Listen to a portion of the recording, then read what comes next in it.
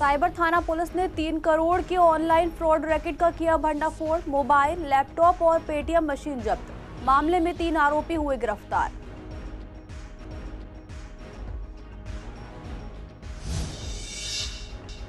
पूर्वी दिल्ली की रामलीला में राम सेतु बांध का हुआ भव्य मंचन। राम विभीषण मिलन से लेकर लक्ष्मण मूर्छा तक के दृश्य ने किया भावुक। फिल्म अभिनेता रामचरण 2 अक्टूबर को होंगे विशेष अतिथि। शादरा पुलिस ने शराब तस्करी करने वाले गिरोह पर की कार्रवाई। 3000 क्वार्टर अवैध शराब बरामद। फरार तस्कर और 2 वाहन मालिक की तलाश में जुटी पुलिस।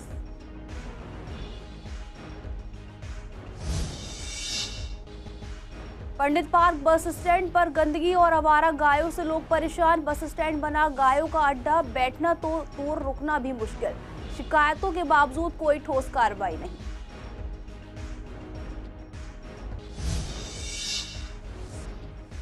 1 अक्टूबर से कमर्शियल गैस सिलेंडर हुआ महंगा।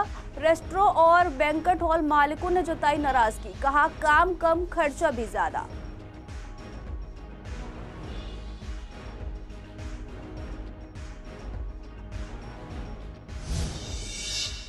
नमस्कार, आप देख रहे हैं CCN डिजिटल। स्वागत है आपका हमारे खास कार्यक्रम पूर्वी दिल्ली खास में। बुलेटिन की शुरुआत करते हैं कुछ खास खबरों के साथ। दिल्ली पुलिस की साइबर थाना शादरा ने 3 करोड़ रुपए की ऑनलाइन फ्रॉड रैकेट का भंडाफोड़ किया है। इस मामले में 3 आरोपियों को गिरफ्तार किया गया है, जिनके तार विदेशी नेटवर्क और क्रिप्टो करेंसी ट्रांजैक्शन से जुड़े मिले हैं। शादरा साइबर थाने में FIR दर्ज हुई थी। शिकायतकर्ता सुनीत कुमार सूरी ने बताया कि उन्होंने सोशल मीडिया विज्ञापनों के जरिए एनजीओ एलाइट ग्रोथ प्लान 768 नामक व्हाट्सएप ग्रुप ज्वाइन किया। इस ग्रुप में फर्जी प्रॉफिट स्क्रीनशॉट्स दिखाकर निवेशकों को लुभाया जा रहा था। शिकायतकर्ता ने 2,25,000 का निवेश किया, लेकिन आगे IPO डिलीवरी के नाम पर और रकम मांगी गई, जिससे उन्हें ठगी का एहसास हुआ। मामले की गंभीरता को देखते हुए SI की टीम ने bank trail, IP long, WhatsApp chats और डिजिटल डिवाइसेस की गहन जांच की। दिल्ली के कई इलाकों में छापेमारी कर 3 आरोपियों को पकड़ लिया गया। आरोपियों के पास से 3 मोबाइल फोन, 4 लैपटॉप और 1 Paytm POS machine, crypto transaction और विदेशी कॉन्ट्रैक्ट्स के लिंक, व्हाट्सएप चैट्स में चीनी नागरिकों के साथ पैसों के लेन देन की चर्चा बरामद हुई। पुलिस का कहना है कि इस मामले की जांच जारी है। पूरी साजिश का पर्दाफाश करने, बाकी सहयोगियों को चिन्हित करने और ठगी की रकम बरामद करने के लिए डिजिटल सबूतों की जांच की जा रही है। शादरा जिले की ASB सेल ने शराब तस्करी करने वाले गिरोह पर बड़ी कार्रवाई की है। टीम ने विवेक विहार इलाके से 3000 क्वार्टर अवैध शराब बरामद की है। हालांकि इस कार्रवाई के दौरान वाहन चालक मौके से फरार हो गया। जानकारी के मुताबिक त्योहारों के दौरान शांति व्यवस्था बनाए रखने के लिए शादरा की ASB सेल को संगठित अपराधों पर नजर रखने की जिम्मेदारी दी गई है। इस दौरान सेल को गुप्त सूचना मिली कि विवेक विहार के C ब्लॉक इलाके में अवैध शराब की खेप लाई जा रही है। ACP ऑपरेशन मोहिंदर सिंह के नेतृत्व में सब इंस्पेक्टर और उनकी टीम ने छापेमारी अभियान चलाया। जैसे ही टीम ने संदिग्ध वाहन को रुकवाने का इशारा किया, ड्राइवर गाड़ी छोड़कर भीड़ का फायदा उठाकर भाग निकला।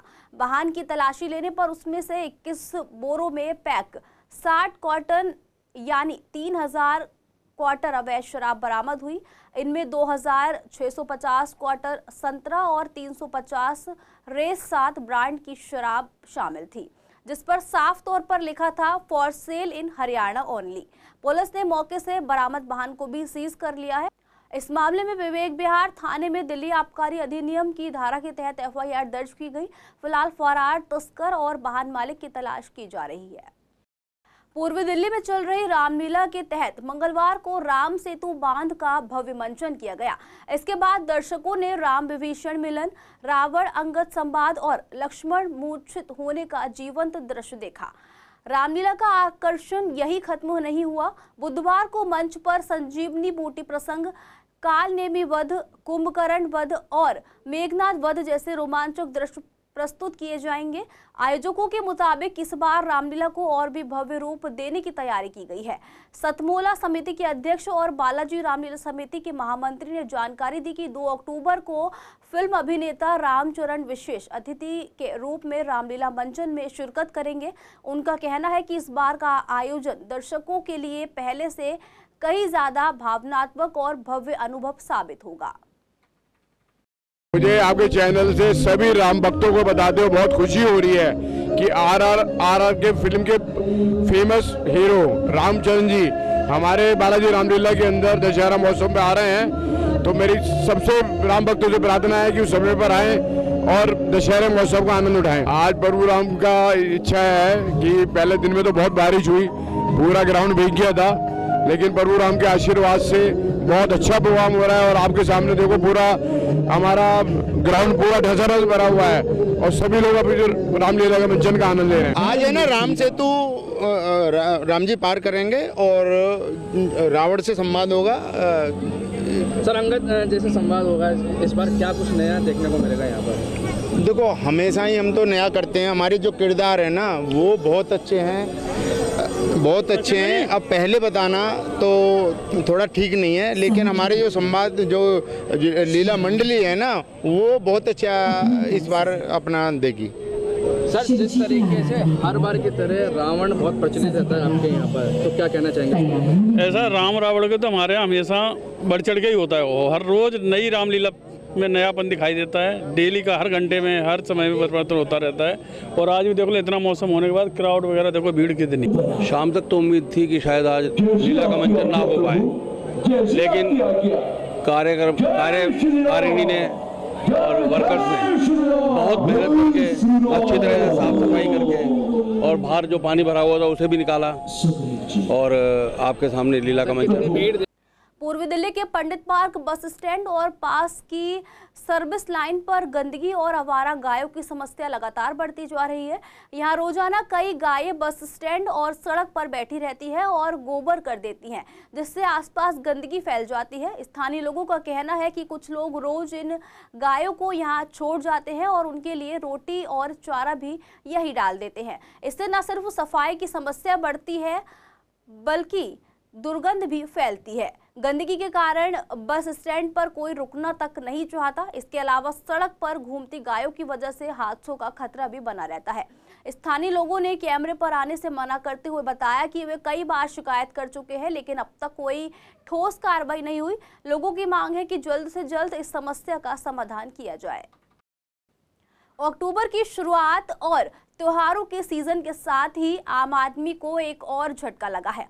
1 अक्टूबर से कमर्शियल एलपीजी गैस सिलेंडर की कीमत में 15 रुपए 50 पैसे की बढ़ोतरी कर दी गई है। अब दिल्ली में एक कमर्शियल सिलेंडर की कीमत 1580 रुपए से बढ़कर 1595.50 रुपए हो गई है। हमने इस बढ़ोतरी को लेकर पूर्वी दिल्ली के गैस डिस्ट्रीब्यूटर, रेस्टोरेंट और बैंक्वेट हॉल मालिकों से बात की। गैस डिस्ट्रीब्यूटर का कहना है कि इस बढ़ोतरी का ज्यादा असर नहीं पड़ा है, लोग पहले की तरह ही सिलेंडर खरीद रहे हैं। वहीं रेस्टोरेंट और बैंक्वेट हॉल मालिकों ने नाराजगी जाहिर की। उन्होंने कहा कि सिलेंडर की कीमत पहले से ही बहुत ज्यादा है, ऊपर से नवरात्रों में काम भी कम चल रहा है और अब 15.5 रुपए की बढ़ोतरी से खर्च और बढ़ जाएगा। सर एक्चुअली क्या फेस्टिव सीज़न स्टार्ट हो गए हैं, तो जायज़ है कि सीज़न में सिलेंडर रेट तो बढ़ेंगे ही बढ़ेंगे, ठीक है। उससे मैं समझता हूँ कि कोई फ़र्क पड़ने वाले क्योंकि सोलर बढ़े हैं और डिमांड भी इस टाइम आ ही रही है। स्टैंडर्ड्स की 90 के स्टैंडर्ड डिमांड है, क्योंकि मिठाइयाँ बनती हैं, काफ़ी से कमर्शियल यूज़ में लेती हैं लोग सिलेंडर, तो ठीक रहेगा, कोई दिक्कत नहीं है इससे। तो क्या लगता है कि लोग ज़्यादा खरीदने आ रहे हैं, कम खरीदने आ रहे हैं? नहीं आएंगे, क्योंकि फेस्टिव सीजन स्टार्ट हो चुके हैं तो कमर्शियल डिमांड तो बढ़ेगी, ऑब्वियसली बढ़ती है। हमारी वेडिंग है और फिर अपना कमर्शियल की मिठाई वगैरह बनती हैं, हलवा वगैरह सब लेते हैं कमर्शियल सिलेंडर। हाँ वेडिंग में हमारी बढ़ जाती है, वेडिंग में मतलब हमारा मतलब 10 से 20% बढ़ जाता है हमारा सेल। वो देखो जी, जैसे किसी चीज़ के रेट बढ़ते हैं, महंगाई भी उसी हिसाब से बढ़ती जाती है। तो अब अगर 15 रुपये रेट महंगा हुआ है, 15 कितने रुपये महंगा हुआ है? 16 रुपये 16 रुपये महंगा हुआ है, तो इसमें हर चीज़ में महंगाई बढ़ेगी ऑटोमेटिकली। क्या लगता है इससे जेब पर असर पड़ेगा? अरे पड़ेगा ही पड़ेगा, तो अंडरस्टूड है। प्रशासन का ध्यान नहीं है इस तरफ। क्या किया है? जब पब्लिक लूट रही है, पब्लिक मर रही है, कट रही है, उसको क्या मतलब है? प्रशासन को तो कोई मतलब इन चीज़ों से। पब्लिक अपना बजाय रो पिट के क्लब के खर्चा जो बड़ा देती थी। देखो जी, अब गवर्नमेंट ने बढ़ाए हैं तो कम तो होने चाहिए, इतना नहीं होना चाहिए रेट। हाँ तो फ़र्क तो पड़ेगा सर, जब बढ़ेगा तो फ़र्क तो पड़ेगा ही। सर पहले कितने का पड़ता था, अब कितने का पड़ा है? अब तो कितने का पड़ा है उसमें? कितने 16 रुपये बढ़े हैं जिस तरह से। हाँ तो उसमें मान लो आप 1 किलो में 16 बढ़े तो उसमें 16 किलो गैस होती है। तो क्या लगता है जेब पे असर पड़ा है? असर तो पड़ेगा ही सर, जब आगे से रेट बढ़ेंगे तो सीधी सी बात है जी, जेब में असर तो पड़ेगा ही। पूर्वी दिल्ली का सीबीडी ग्राउंड दशहरे के दिन एक भव्य आयोजन का साक्षी बनने जा रहा है। बालाजी रामलीला कमेटी के मंच पर इस बार का रावण दहन बेहद खास होने वाला है, क्योंकि इसमें फिल्मी दुनिया की झलक भी देखने को मिलेगी। कमेटी के कार्यालय मंत्री राजेंद्र सक्सेना ने जानकारी देते हुए बताया कि इस वर्ष रावण दहन का शुभ अवसर और भी विशेष इसलिए रहेगा क्योंकि सुप्रसिद्ध दक्षिण भारतीय फिल्म अभिनेता रामचरण, जो हाल ही में ब्लॉकबस्टर फिल्म RRR में नजर आए थे, स्वयं मंच पर आकर रावण दहन करेंगे। इस खबर के बाद से ही न सिर्फ दिल्ली बल्कि आसपास के इलाकों और उत्तर प्रदेश से भी हजारों लोग इस आयोजन को देखने की तैयारी कर रहे हैं। इस अवसर के लिए तैयार हो रहा रावण का पुतला भी चर्चा का विषय बना हुआ है।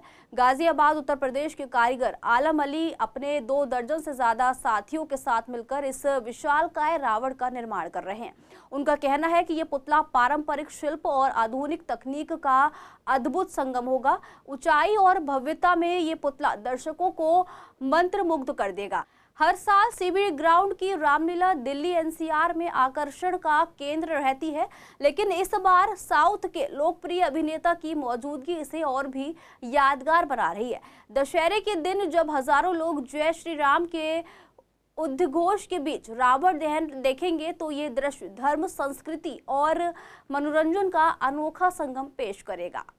इसमें जो होता है बांस का होता है और सुतली का होता है और कारीगर का होता है, ये 3 चीज़ें मिक्स होती है। पेपर रद्दी है, इनकी सजावट है, ये सभी चीज़ें फुल डिजाइन करके हम अपने दिमाग से ही डिजाइन लेते हैं कि किसका कैसा डिजाइन लेना है। तो ये सब चीज़ों का मिश्रण है। मैदा वगैरह होती है, उनके लिए चिपकाना होता है, सुतली बांधने के लिए होती है, बल्ले खड़े करने के लिए होती है। तो ये सब चीज़ें इसका मिश्रण होता है।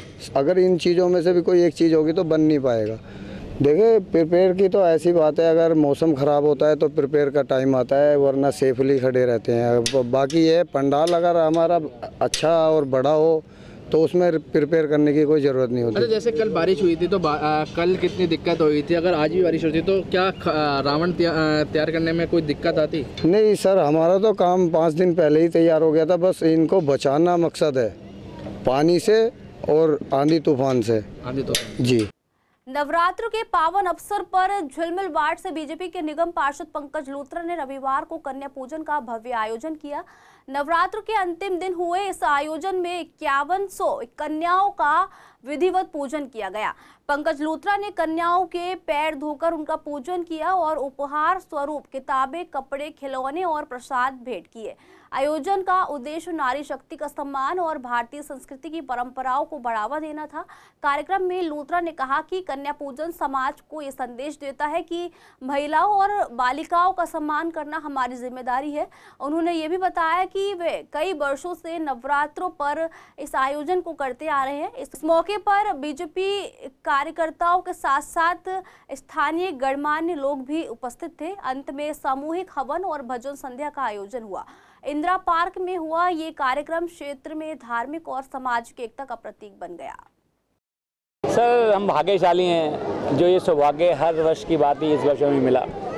सबसे पहले मैं उन लोगों का धन्यवाद करता हूं, उन माताओं पिताओं को धन्यवाद करता हूं जो हर वर्ष हमारे यहाँ कन्या पूजन के लिए अपनी कन्याओं को भेजते हैं। कन्या जमाना भारतीय वैदिक संस्कृति का वो महत्वपूर्ण त्यौहार है जिनमें कन्या में चरण धोकर उनकी पूजा करते हैं ताकि हम उन्हें कभी कुल दृष्टि से ना देखें और जीवन भर उन्हें अपनी बेटियां मानते रहें। इसलिए हम कन्या पूजन करते हैं। बहुत ही सुंदर प्रोग्राम था, 5100 कन्या का पूजन का प्रोग्राम था। उसके बाद ही हमारी कन्याएं आई हैं, उनको भी हमने वितरण किया सामान।